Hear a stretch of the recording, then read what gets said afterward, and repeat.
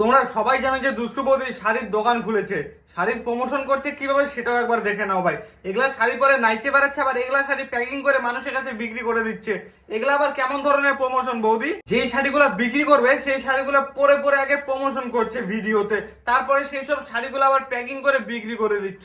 এগুলা আবার কেমন ধরনের দোকানদারি? তোমাদেরকে সত্যি আর কেউ চায়ও দেখবে না। প্রমোশন ভিডিও করছো, শাড়িগুলো পরে পরে দোকানে, সেই সব শাড়ি আবার প্যাকিং করে বিক্রি করে দিচ্ছ, তাহলে কি করে দেখবে লোকে তোমাদের চায়ে? আরে বৌদি বলছি, বুড়ি বয়সে আর কত নাটক করবা?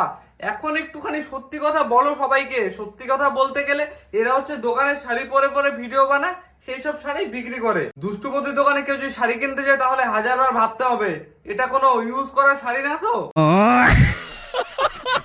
নষ্ট ছেলে 750 কে ইউটিউব চ্যানেলে যাও, নতুন রোস্ট ভিডিও আসছে, দেখে আসো আর অবশ্যই সাবস্ক্রাইব করে দিও।